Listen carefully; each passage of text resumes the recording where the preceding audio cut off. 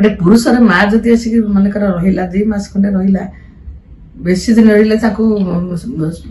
शाशु रही बहु मैंने संभालु ना माँ भाई मैंने जदि आसिक रे देख के बढ़िया जदि दियरटे आसिक मनकर रहा कि किसी पैसा मांगला दि जानी किंतु निज भाई आसला बेलू खाइबा पीवा बहुत भल ट्रिटमेंट करे तेणु महिलाटी भावे जो बाहर जाए ना गोटे पुरुष गोटे भावे ये मोर हाथर कंढे मुझे नचेबी सत्य जमी बापा माँ पुओ को जन्म कर गोटे पुरुष केभे भी तार कौन सिक्रेट जिनस कौन सांग सहित सेयार करें कि माने कि तार भाई बंधु सहित करें माँ बापा साथ करें कहीं माँ बापा काले खराब भावे वयस्क हो गले मो टेंशन टा कहीं से ने से बापा माँ को कहते एवं सांगसाथी को कहते काले मत क्रिटिसाइज किए कर काले मत नीचा देख तेना पुओ पिला माने बहुत पुओ पिला अच्छा से कौन करती जो लुह आ कोह से निजे चापिकी रखती आउ किसी पुरुष भी अच्छा से भी देखु एबे जो आज आउ गोटे इश्यू जो आप मत पचारे से देखो घरे स्त्री था छुआ था से भी आउ 2-3टा भी स्त्री रखिपुं तेणु सब पुरुष सामान नुह सब महिला सामान नुह तेणु एठी जो इश्यूटा है काली मु देखुली 1.5 घंटा से वीडियो कर मन दुखरे कहते मृत्यु आगर 125 पेज लिखिं 40 थर से कोर्ट जाइए 5टा केस कहते मो स्त्री को मरीगला मो शव देवेनि मोर अस्थि देवेनि जदि मो केस रे हारी जाए ताले मो अस्थि को कोर्ट सामना जो नाल थी से बर्तमान गोटे चर्चा आप देखुए अतुल सुभाष को लेकिन जे कि निज स्त्री आत्महत्या कर अति क्षोभर सहित कहते न्याय मिल पारनी बोली सतरे कौन गोटे महिला एत निर्यातना दे कि गोटे पुरुष आत्महत्या करने बाध्य हुए एवं सतरे कौन पुरुष मानों किसी न्याय नहीं शुणु अतुल केवल जे आज आत्महत्या कर नुह जड़े युव इंजीनियर थे कौन टर्चर होती कौन होमें कथबार्ता हाँ कि आम भी आज ओडिशा रे भी आगु देखीचे आमर डीजे आजेक्स हो कि आमर सौम्य हो से बाहा नथिले से भी आत्महत्या कर झील मैंने आगुरी जड़े आमर फॉरेस्ट डिपार्टमेंट भी गोटे जड़े ऑफिसर भी सौम्य जड़े से भी भी एमती होता से कि मैरिड थे स्त्री ना ना भी केस होता तेणु बहुत पुरुष अच्छा से भी आत्महत्या कर महिला खाली जे महिला आत्महत्या कर नुह पुरुष माने बर्तमान बहुत टर्चर होती आत्महत्या कर यार पछर कारण है नारी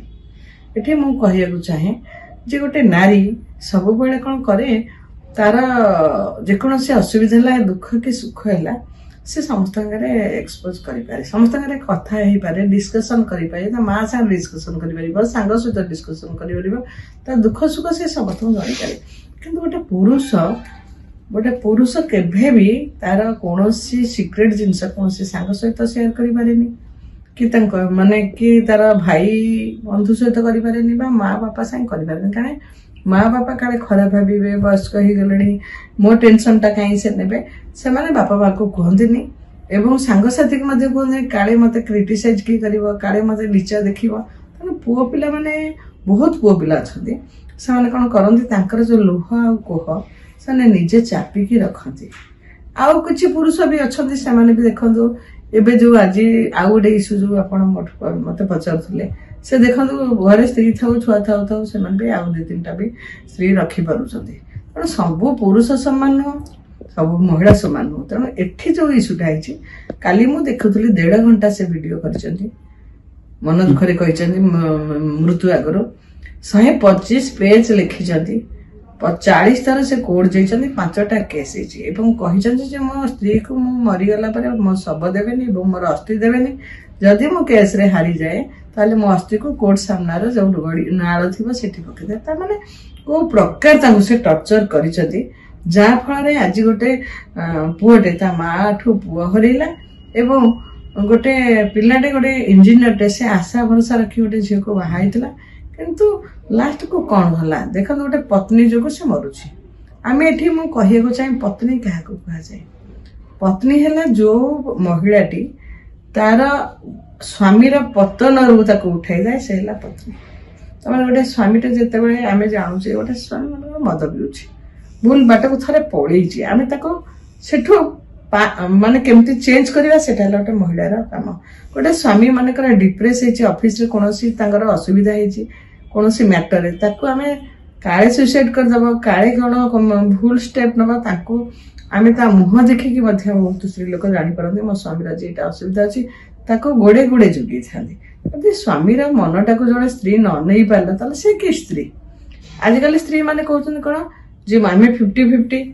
ପୁରୁଷ ସହିତ ଆମେ ସମାନ, ତମେ ଚାକିରି କରୁଛ ଆମେ ଚାକିରି କରୁଛୁ, ତମେ ପଇସା ରୋଜଗାର ତେଣୁ ଆମେ ତମକୁ ମାନିବୁନି।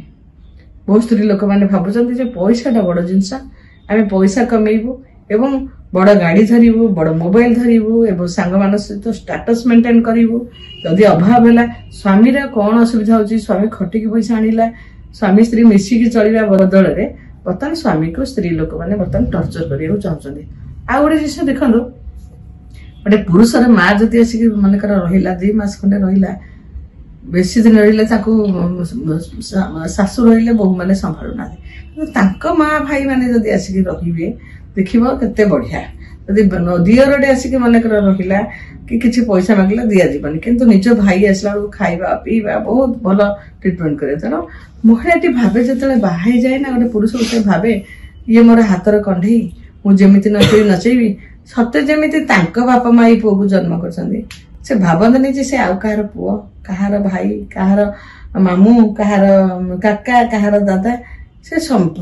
ମାନେ ତାଙ୍କର ପରିବାର ସହିତ ଲିଙ୍କ ଆଜିକାଲି ଝିଅ ମାନେ ରଖଉନାହାନ୍ତି ସ୍ୱାମୀ ସହିତ। ସେ କହୁଛନ୍ତି ମୁଁ ବାହା ହେଲି ମାନେ ସେ ମୋର ଗୋଟା ପଡେ, ମୋ ବାପଘର ପରିବାର ସହିତ ମିଶୁ। କିନ୍ତୁ ଆଗରୁ କହିଥିଲେ ନା, ଗୋଟେ ମହିଳା ଅଛନ୍ତି ଦେଖୁନ, ଯୋଉଠି ଝିଅ 2ଟା ଯିବ ବାପା ମାଙ୍କର, ତାଙ୍କ ବାପା ମା ବୃଦ୍ଧାଶ୍ରମ ଯିବେନି। ଯୋଉଠି ବୋହୂ ଥିବ ପୁଅ ଥିବ ସେଠି ତାଙ୍କ ବାପା ମା ବୃଦ୍ଧାଶ୍ରମ। ତେଣୁ ଏଠି ସବୁର ନାଟର ଗୋବର୍ଦ୍ଧନ ହେଲା ମହିଳା। ଯୋଉ ମହିଳାଟି ସ୍ୱାମୀକି ହାତରେ ହାତେଇ ରଖିଥାଏ ତାଙ୍କ ମାମା ମାନେ ବାପା ମାନେ ବୃଦ୍ଧାଶ୍ରମ ଯାଆନ୍ତି। ଯୋଉ ଝିଅ ମାନେ ତାଙ୍କ ବାପା ମା କେବେ ଯାଇଥିବେ, ଯାଇନଥିବେ, ଯଦି ତାଙ୍କ ଶାଶୁ ଶ୍ୱଶୁର ପୁଅକୁ ସ୍ୱାମୀକି ବତେଇକି ବୃଦ୍ଧାଶ୍ରମ। ମ୍ୟାଡାମ ପୁରୁଷ ମାନଙ୍କ ପାଇଁ କଣ କିଛି ନ୍ୟାୟ ନାହିଁ? ପୁରୁଷ ମାନଙ୍କ ଲୁହର କିଛି ମତଲବ ନାହିଁ, କିଛି ଭ୍ୟାଲୁ ନାହିଁ? ଶୁଣନ୍ତୁ, କହିଲି ବା ବର୍ତ୍ତମାନ ଯେ ପୁରୁଷ ମାନେ ଲୁହ ଆଉ କୋହକୁ ଚପେଇକି ରଖିପାରିବେ। ସେମାନେ କହନ୍ତିନି କାହିଁକି ନା ନିଜ ପ୍ରେଷ୍ଟିଜ, ପୁଅ ମାନେ ବହୁତ ପ୍ରେଷ୍ଟିଜ କୁ ଜଗନ୍ତି। ସେମାନେ କହନ୍ତି, ପୁରୁଷ ମାନେ କେବେ ଚାହାନ୍ତିନି ଯେ ମତେ କିଏ ଅପମାନ କରୁ, ମତେ କିଏ ନିଚା ଦେଖେଉ। କାହିଁକିନା ପୁରୁଷ ସବୁବେଳେ ମହିଳାର ଉପରେ ରହିବା ଉଚିତ, ଆଗରୁ ବି ରହୁଥିଲେ, ସେଇଟା ଆଗରୁ ପରମ୍ପରା ରହିଯାଇଛି ଯେ ସବୁବେଳେ ସ୍ୱାମୀ ଉପରେ ରହିବା ଉଚିତ। କାହିଁ ଉପରେ ମାନେ ଏମାନେ ଯୋଉ କହୁଛନ୍ତି ଆମେ ଚାକିରି କଲୁ ବୋଲି ସେମ ଚାକିରି କଲୁ, ସେମ ପଇସା ରୋଜଗାର କଲୁ, ଆମେ ସମାନ, ସେଟା ଭୁଲ କଥା। ଦେଖନ୍ତୁ, ଗୋଟେ ରାତି ଅଧରେ ଗୋଟେ ସ୍ତ୍ରୀ ଲୋକ ରାସ୍ତାରେ ସେଫ୍ଟିରେ ଯାଇପାରୁଛି କି? ଯାହାହେଲେ ଗୋଟେ ପୁରୁଷକୁ ଧରିକି ଯାଉଛି, ପୁରୁଷ ବନ୍ଧୁ ବା ସ୍ୱାମୀ। ତେଣୁ ପୁରୁଷଟା ସବୁବେଳେ ପ୍ରଧାନ ଉପରେ ରହିବା ଉଚିତ ଥିଲା, ଆଜି ବି ରହିବା ଉଚିତ। କିନ୍ତୁ ଏମାନେ ଯୋଉ କହୁଛନ୍ତି ଆମେ ଯେ ସମାଜ ମଡର୍ଣ୍ଣ ହେଇଗଲା ଯେ ପୁରୁଷ ସହିତ ଆମେ ସମାନ ହେଲେ ଭୁଲ। ଯୋଉ ମୁଁ ଆଗରୁ କହେ ଯେ ପୁରୁଷ ଗୋଟେ ଫୁଲ ଡ୍ରେସ ପିନ୍ଧିଲା ବେଳକୁ ଗୋଟେ ମହିଳା ହାଫ ଡ୍ରେସ ପିନ୍ଧୁଛି, ପେଟ ଦେଖେଇ ବୁଲୁଛି,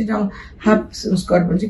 ସମାନତା ମାନେ କଣ? ପୁରୁଷ ସହିତ ସମାନତା ମାନେ କଣ ମଡର୍ଣ୍ଣ? ପୁରୁଷ ସମାନତା ମାନେ କଣ ଆମେ ଡ୍ରେସରେ ଚେଞ୍ଜ କରିବା? ପୁରୁଷ ସମାନତା ମାନେ କଣ ଆମେ ସଂସାରକୁ ଭାଙ୍ଗିଦେବା? ପୁରୁଷ ସମାନତା ମାନେ ଆମେ କଣ ବୟସ୍କ ଲୋକମାନଙ୍କୁ ଆମେ ମୁହଁରେ ଜବାବ ଦେବା ଏବଂ ତାଙ୍କୁ ହାତ ଉଠେଇବା ବା ଆମେ ତାଙ୍କୁ ଘର ସଂସାର ସହିତ ଘର ସଂସାର ଭାଙ୍ଗିଦେବା? ମଡର୍ଣ୍ଣ ମାନେ କଣ ଏଇଆ? ଦେଖନ୍ତୁ, ଏକୁଟିଆ ଗୋଟେ ପୁରୁଷ ଶେଷ ବେଳକୁ ପିଲା ଛୁଆ ଯେତେବେଳେ ବଡ ହେଇକି ବାହା ହେଇକି ପରିବାର ହେଇକି କରିଦିଅନ୍ତି ନା, ସବୁବେଳେ ସାହାରା ହିଁ ସ୍ୱାମୀର ସ୍ତ୍ରୀ, ସ୍ତ୍ରୀର ସ୍ୱାମୀ ହିଁ ସାହାରା ରହେ। ତେଣୁ ଯିଏ ଏଇଟାକୁ ଭାବିବ ତା ଘରେ ଏଭଳି ଆତ୍ମହତ୍ୟା ହବନି କି ତା ଘରେ ଏମିତି ମର୍ଡର ହବନି କି ଆଜିକାଲି ଝିଅ ମାନେ ଯୋଉ ତଡା ଖାଇକି ଘରେ ଆସିକି ରହୁଛନ୍ତି ସେଟା ହବନି। ତେଣୁ ଗୋଟେ ଝିଅ ସବୁବେଳେ ସହିଷ୍ଣୁ ରହିବା ଉଚିତ, ସହନଶୀଳ ହେବା ଦରକାର ଆଉ ପରିବାରକୁ ସହଯୋଗ ସହିତ ରହିବା ଉଚିତ।